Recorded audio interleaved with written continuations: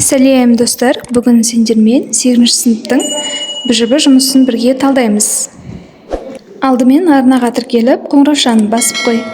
БЖБ-ның тақырыбы Our World. Біздің әлеміміз. Our World юниті бойынша берілген БЖБ-ны орындаймыз. Summative assessment for the unit Our World. Мынау берілгені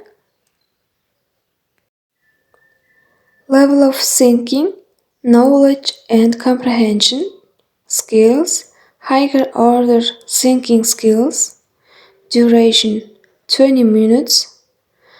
Бұл жерде оқушылар бізде екі тапсырма берілген. Біріншісі speaking. Task 1. Speaking task 1. Discuss statements with your partner showing whether you agree or disagree with him or her. Provide explanation to your answer. Answer questions while speaking. You should speak at least 2 minutes. Оқушылар, бұл жерде яғни 2 минут ішінде сөйлеу керексіңдер. Осы тапсырмаларды дискуссия арқылы жасау керек. Сыныптағы өзара бір оқушы жұбыңызбен талдайсыз. Талдаған кезде онымен келісесіз бе, келіспейсіз бе, соны айта отырып талдайсыңдар.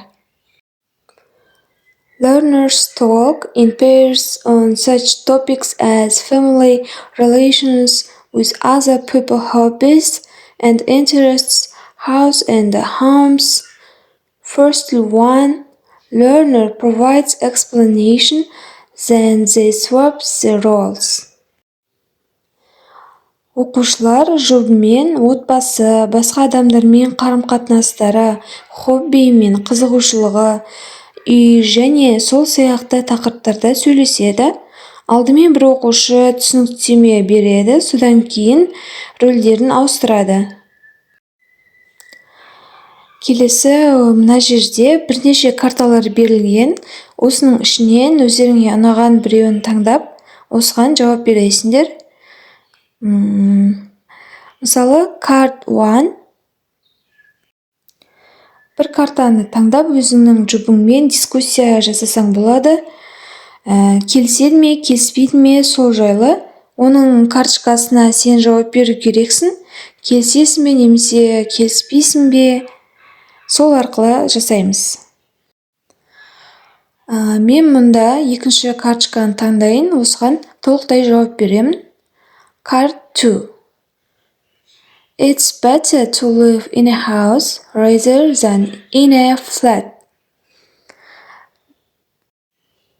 Бұл жерде house дегеніміз жерде салынған үй, ал flat дегеніміз көп қабатты үй немесе пәтер деп айтылады.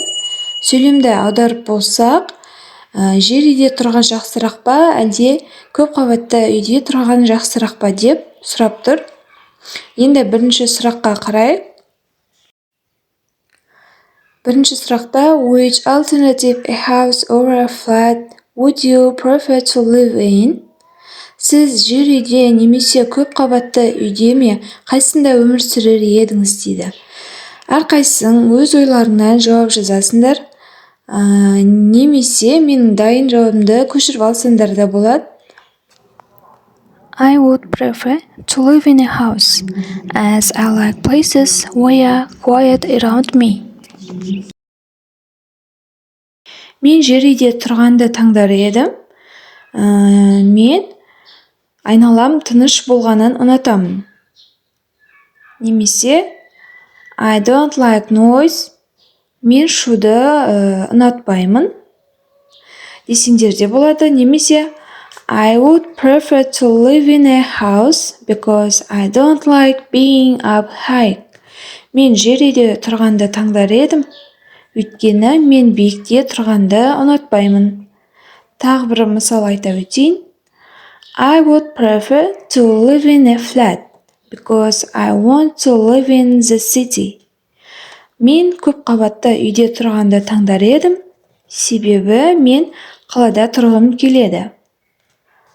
Тағы бір мысал айтатын болсақ, I would prefer to live in a flat because I like to being up high. Мен пәтерде тұрғанды таңдар едім, себебі мен жоғарыда тұрғанды ұнатамын.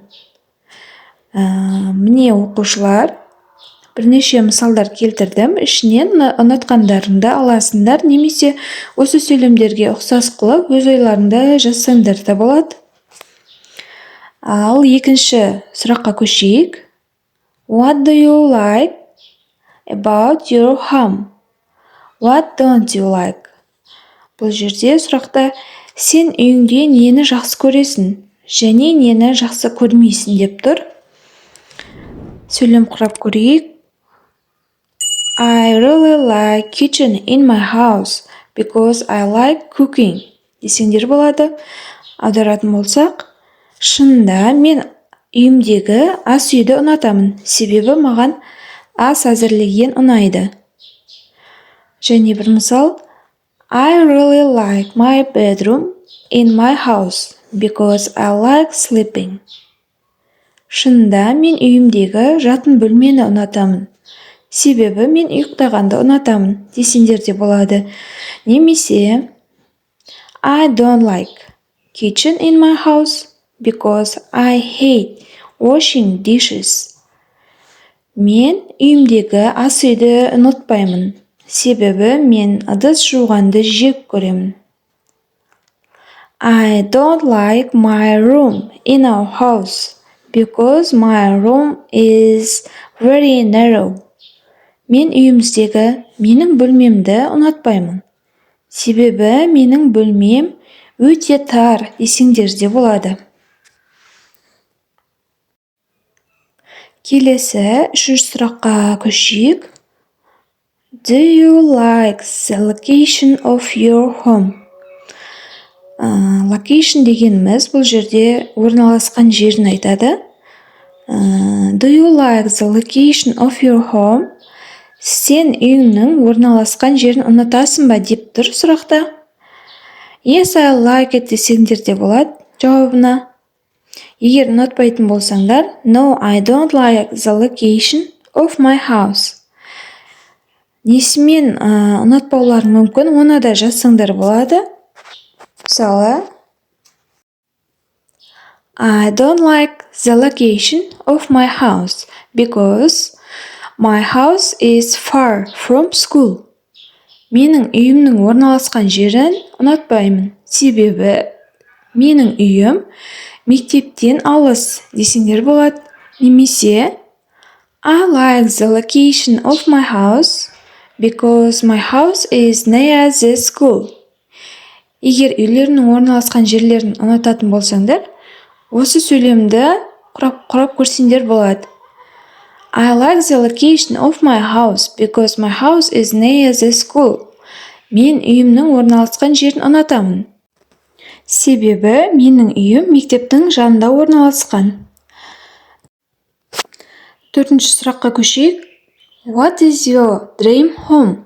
Сенің арманыңдағы үй қандай деп сұрап тұр. Мен қазір өз жауабымды көрсетейін. I would like my dream house to be a big house. Located there in front of the house, there was a garden and swimming pool. Аударатын болсақ, менің арманымдағы үй жерде орналасқан, үлкен үй болса дер едім, және үйімнің алдында бақ пен бассейн болса деймін, деп жаздым мен. Осы төрт сұрақтың барлығын екінші жұбыңызбен бірлесе отырып жасайсыздар. Яғни осы сұрақтарға ол да өз ойымен жауап беру керек. Сізбен келіседі ме, жоқ әлде ол керісінше басқа нәрсені қалайды ма деген сияқты өз қалауларыңызды өз ойларыңызбен жауап бересіздер. Мысалы, сен менің арманымдағы үй жерде орналасқан үлкен үй және үйімнің алдында бақ пен шомылатын бассейн болғанын қалар едім десең, бірақ сенің екінші жұбың сенмен келіспеуі мүмкін. Мысалы, ол былай жауап беруі мүмкін. I would like my dream house to be a small flat and in front of the flat there was football field and more football players. Деп жауап беру мүмкін. Аударатын болсақ, менің арманымдағы үй көпқабатты квартирадағы кішкентай пәтер болғанын қалар едім, және пәтердің алдында футбол алаңы мен көптеген футбол ойыншылары болғанын қалар едім деп жауап беру мүмкін. Сол сияқты оқушылар өз армандарындағы үй туралы жазу керек. Менің жауаптарымды жақсылап көріп алыңдар, егер ұнаса аларсыңдар. Task 1-ды осымен аяқтадық оқушылар. Бұл жерде көптеген карточкалар берілген.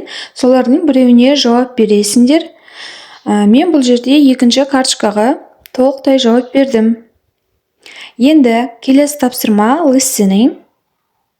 Task 2. Тыңдалым, яғни listen to the speakers and choose the best answer. A, B, C, or D. You will listen to the recording twice. CD2. TypeScript 1. Бұл жерде спикерлерді тыңдап, дұрыс жауапты таңдау керек. A, B, C және D варианттарының біреуінің дұрысын таңдау керек, және де екі рет тыңдау керексің деп тұр. Transcript can be found after the rubrics. Transcript 1. Міне, транскрипт, яғни текстті түсініп оқимыз. A girl. She lives next door and she's always been really important in my life. When we were little and my mom was working, she used to look after us. She would tell us stories about her childhood. It was like listening to fairy stories. Life was so different when she was a child. In her kitchen, she used to keep a special dish with sweets for us, and she baked cakes and pies. Now she doesn't bake so much. She started to eat more healthy food. In her old age, salads and vegetables and things. It's funny how she's changed. She also goes to this special game class for and pupil. It's amazing. I don't see her often now, but she's still the same person, even though her lifestyle has changed. Оқушылар, мұнда 5 түрлі спикерлердің әңгімесі берілген. Соларға қарап, біз сұрақтарға дұрыс жауап береміз. Бірінші спикер A is talking about her. Speaker A is talking about her. Speaker A кім туралы айтып жатыр деп тұр сұрақта. A. Best friend. B. Nurse. C. Neighbor. D. Grandmother. Жақын досы жайлы, медбике жайлы, көршісі жайлы, немесе әжесі жайлы. Бұл жерде дұрыс жауабы C. Neighbor. Көршісі жайлы айтып тұр. Екінші сұрақ. Speaker B is talking about his. Speaker B кім жайлы айтып жатыр. A. Childhood friend. Балалық шағындағы досы жайлы. B. Big brother. Үлкен ағасы жайлы. C. Best friend. Жақын досы жайлы. D. Next door neighbor. Келесі есіктегі көршісі жайлы. Бұл жерде дұрыс жауабы B. Big brother. Үлкен ағасы жайлы айтып тұр. Үшінші. Speaker C is talking about her. Speaker C кім туралы айтып жатыр. A. Boyfriend, жігіті жайлы. B. Childhood friend, балалық шақтағы досы жайлы. C. Neighbor, көршісі жайлы. D. Best friend, жақын досы жайлы. Дұрыс жауабы бұл жерде D. Best friend, жақын досы жайлы айтып тұр. Төртінші. Speaker D is talking about his. Speaker D кім туралы айтып тұр? A. Best friend, жақын досы жайлы. B. Childhood friend, бала кездегі дос жайлы ма? C. Classmate, сыныптасы жайлы ма? D. Girlfriend, қызы жайлы ма? Бұл жерде дұрыс жауабы B. Childhood friend, бала кездегі досы жайлы айтып тұр. 5-ші сұрағымыз. Speaker E is talking about her A. boyfriend, B. best friend, C. childhood friend, D. classmate. Бұл жерде дұрыс жауабы boyfriend, жігіті жайлы айтып тұр. Осымен оқушылар барлық тапсырмаларды толық әрі дұрыс орындап шықтық. Егер видео пайдалы болса, каналға міндетті түрде тіркеліп қой, алда көптеген саған қажетті пайдалы видео сабақтар болады, және де достарыңмен бөлісуді ұмытпа. Келесі кездескенше.